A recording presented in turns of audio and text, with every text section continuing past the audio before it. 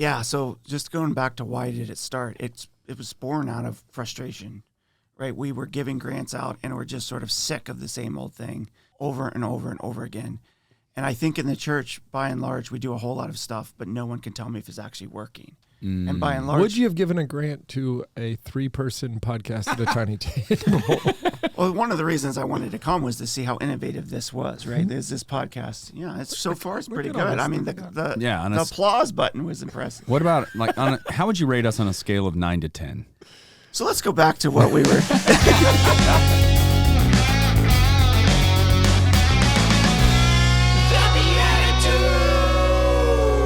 Howdy, Beatitudes Nation. It's Friday bonus episode edition of the Beatitudes, a show for authentic fraternity, growing in holiness and humor, wit and wisdom, with our great friends, Jeff Scheffelbein. Howdy.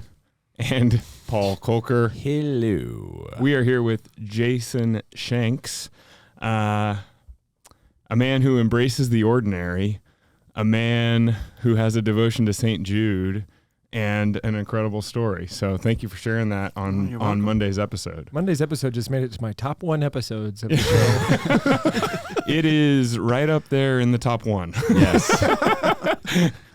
On a scale of 10 to 10, how would you rate it? Yes. Turn it up to 11. Yeah, there you go. Hey, true story. I did tell a priest in Napa as we were hugging him goodbye. This was at the Napa Institute Conference. He's been on the show, Father Ken Geraci. There's a crowd. He's awesome. like, love you, man. I had to leave early. Love you, too. I said, Father Ken, I don't know if I told you this, but you're such a blessing to us. You're actually in the top 83 priests that I know. Nice. And he was like, what? Like, so deflated. Yeah. You're like, no, I said top. Yeah, I didn't tell you where. Like 3's in the top. Yeah. You don't know.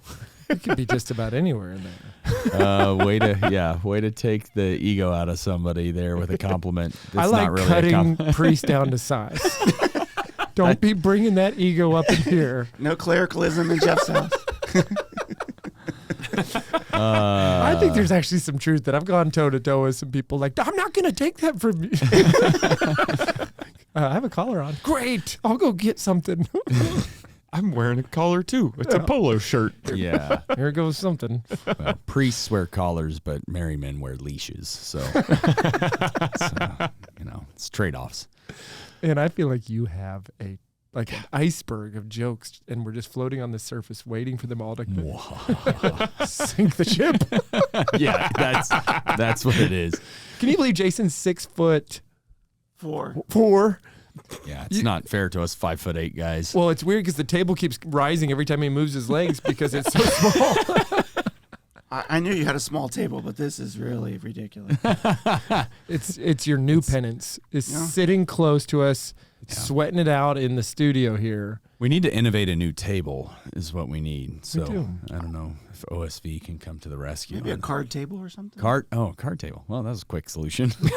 Wow, why didn't we think of that? Yeah, problem solved. Yeah, that would actually be buffet easier than table. Yeah, reaching underneath there all the time. Yeah, we stole this out of a first grade classroom. But Jason, with how much you're judging our table, would you like to judge us as humans for a little while? Yeah. Oh, we got boy. Yeah, I mean, like with the OSV challenge, I am sort of the Simon Cowell. You're So I think perfect. this would be perfect. Turn it on. Bring on. You're kind of dressed like him today. Well, Yeah, that's right. That's I why expect did it. all your feedback Little to be in a judging. British accent then.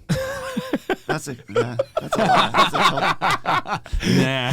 I got shot down so fast. Never mind. Well, anyways, let's play a game called Blessed Are the Joke Makers, Yes. for they shall inherit the 111 points, 1 point for each year of OSV's history. There you go. 111. All right. We're This going is to play be the greatness. We'll do bonus bonus edition. Oh, we're doing bonus. Yeah. You're going to love this. Okay, so the way this works, we each get a character card.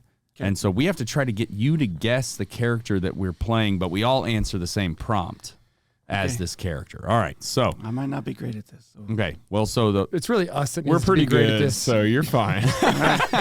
we don't mean to toot our own horns, but. You're excellent.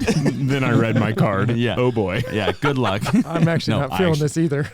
Okay, we have to take on our characters from the character card and answer this Catholic card game card prompt that says the youth minister has a tattoo of blank.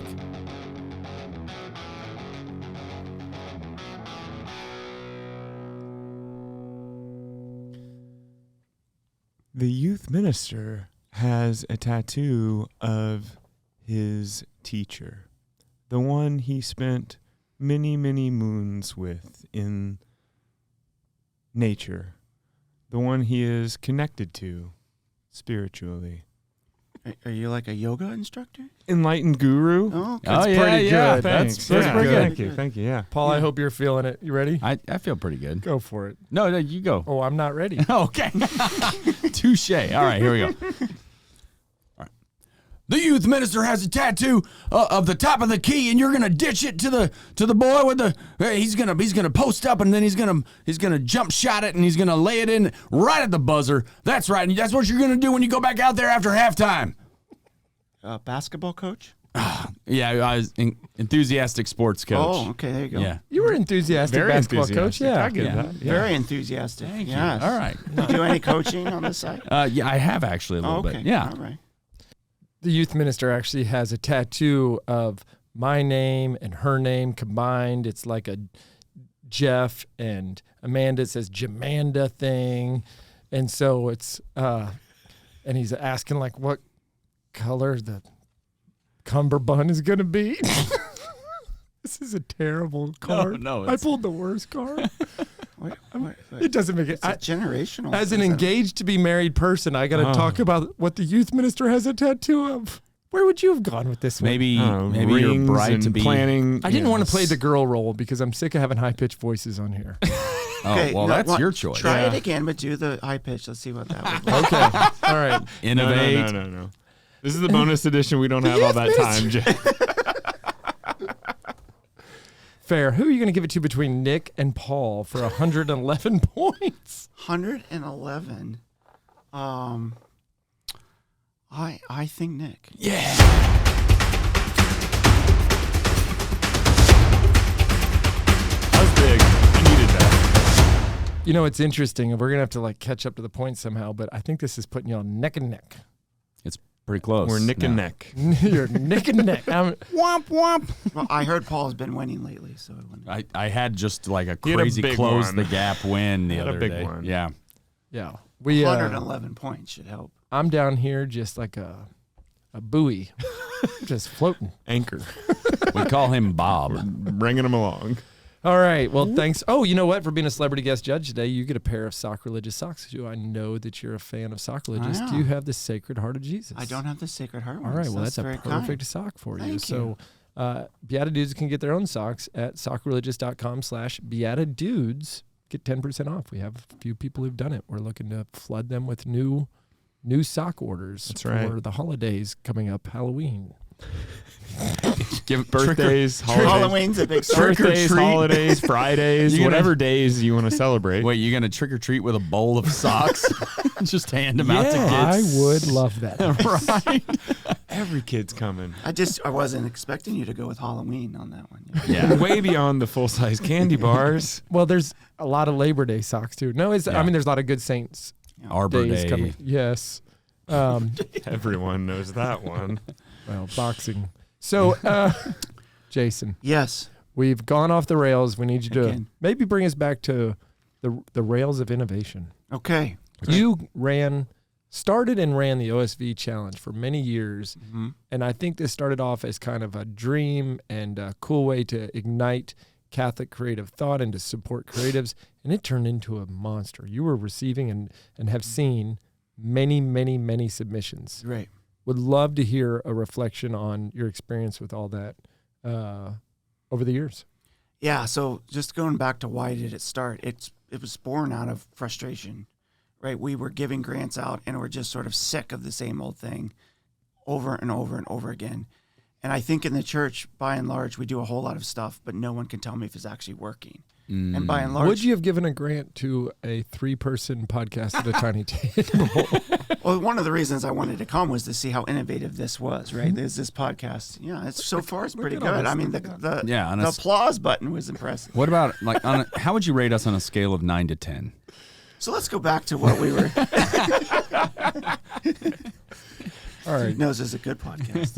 This is the Smartless, Catholic Smartless. There you go. Yes, that's Yeah. us. Yeah, Smartless. Emphasis on the The smart list. Smartless. Yeah. Yeah.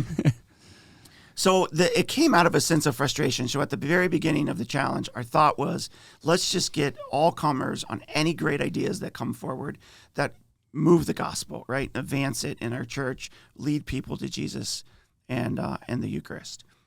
And so we started off looking for ideas, and we did that for 3 years. So the first year was like 350. The second year was double that. And by the end, it was, the third year we had like 1,500. So in the 3-year span, we've had, like 2,000 ideas. Right? Wow.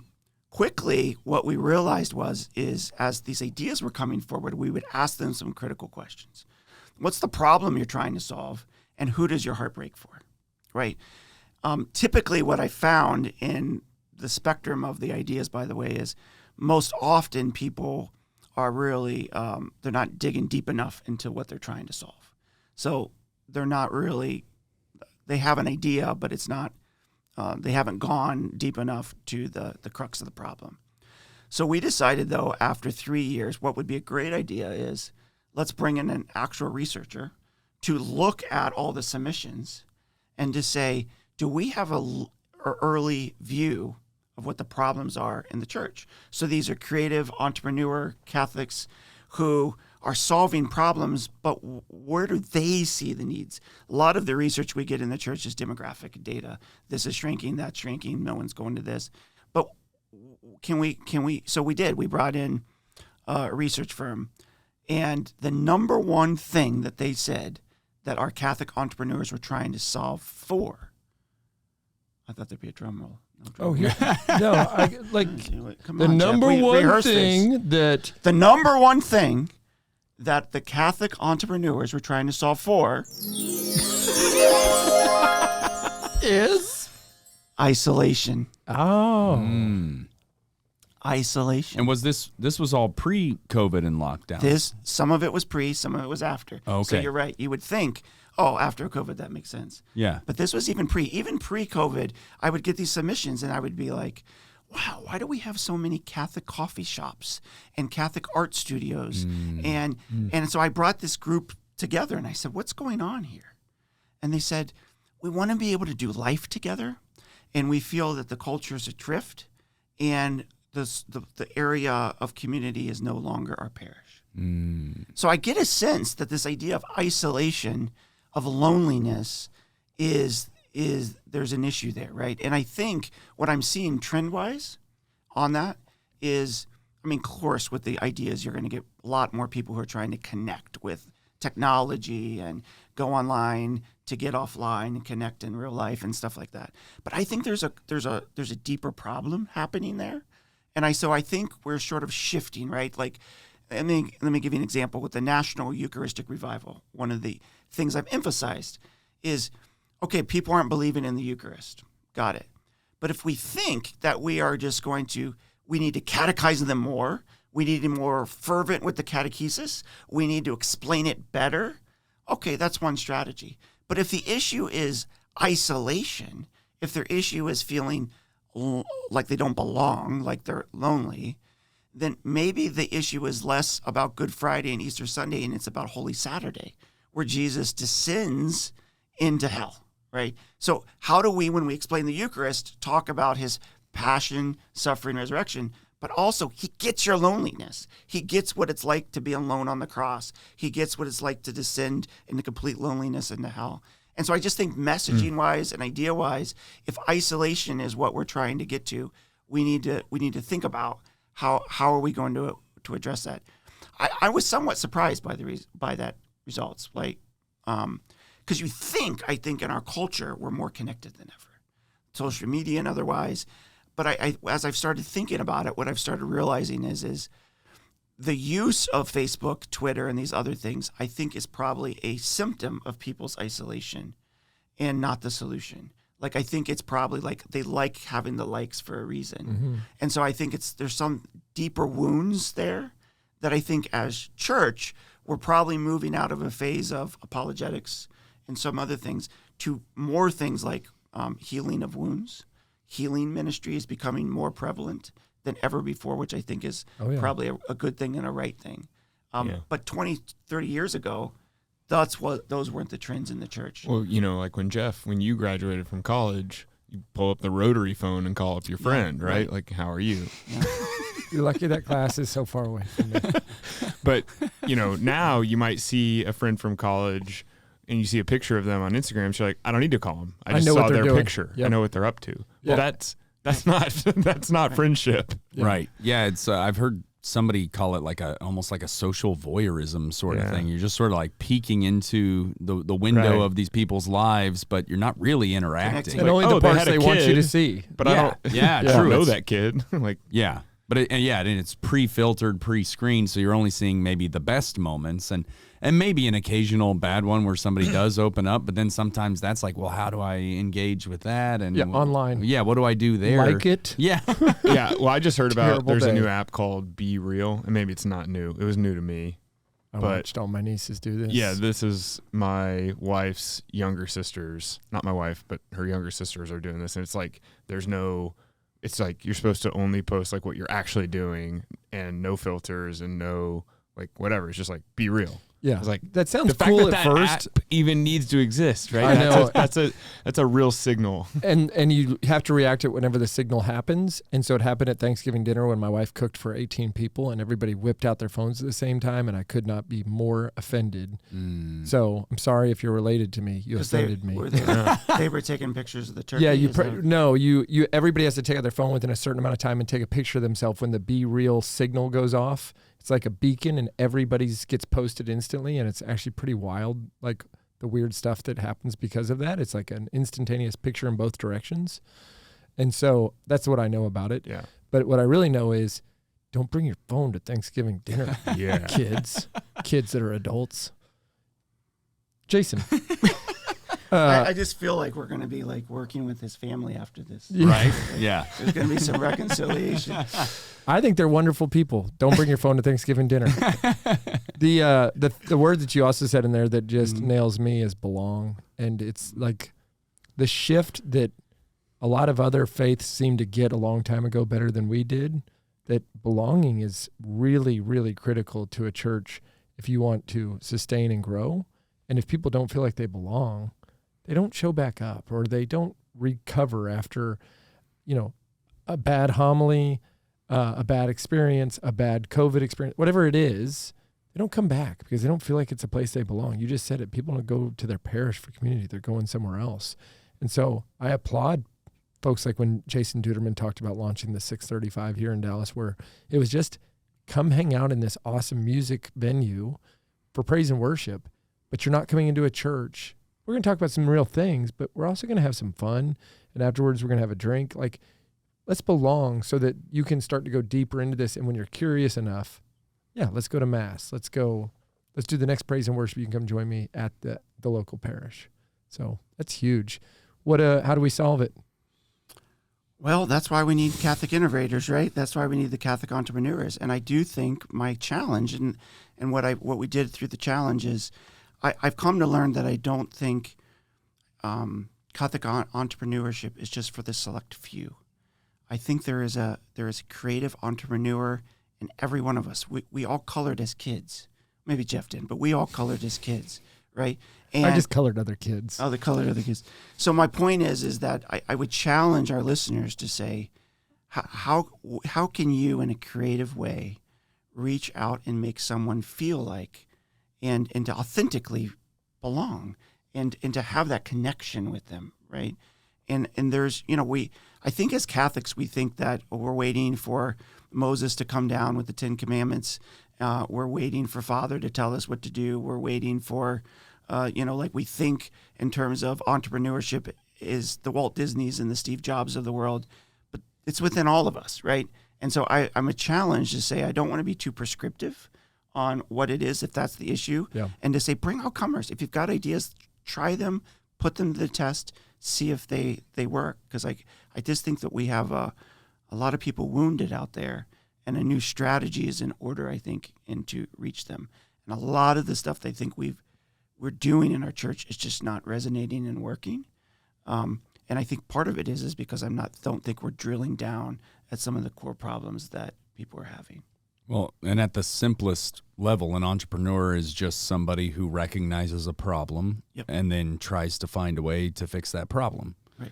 And we all have experienced some level of problem wherever it is, whether it's at church or at our job or, even like in our families at the Thanksgiving dinner table. I don't know, just we've experienced. Okay, well, he wasn't paying attention. I got it. I'm trying to be nice. Okay.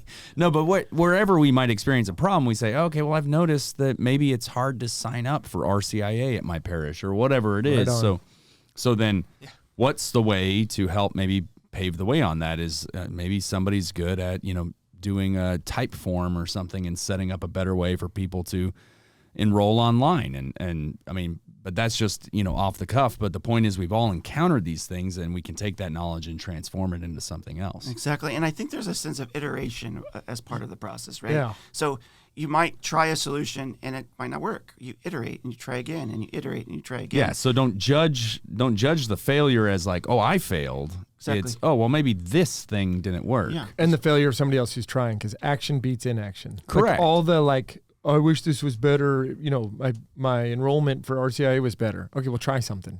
Yeah. You're going to learn, and maybe you'll get it right. Maybe you won't. Yeah. Either way, that's better than just saying it's bad. I wish. Yeah.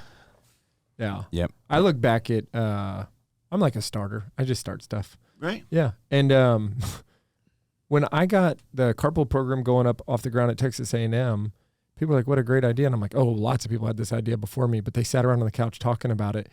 And I was like ready to have bloody knuckles and lack of sleep to get it off the ground.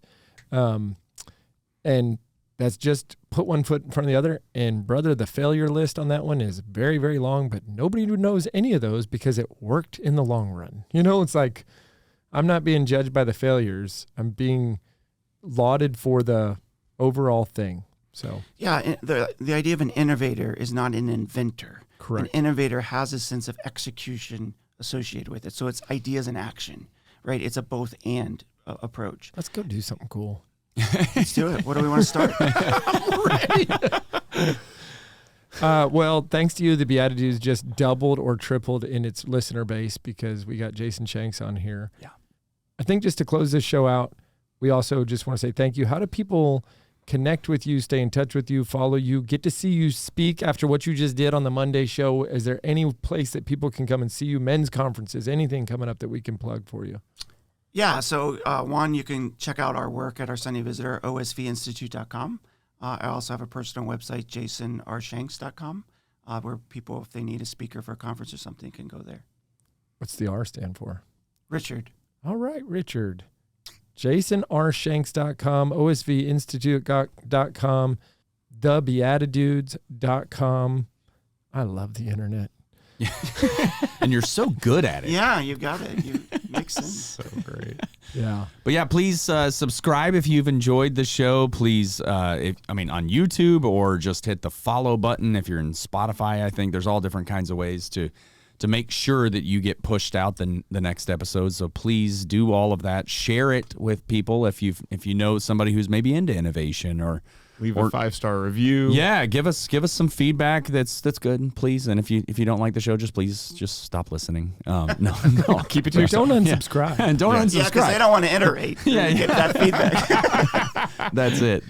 We don't want to iterate. Just We email get us. plenty of feedback from our wives. Oh yes, all the negative stuff gets filtered very quickly to us. Yeah.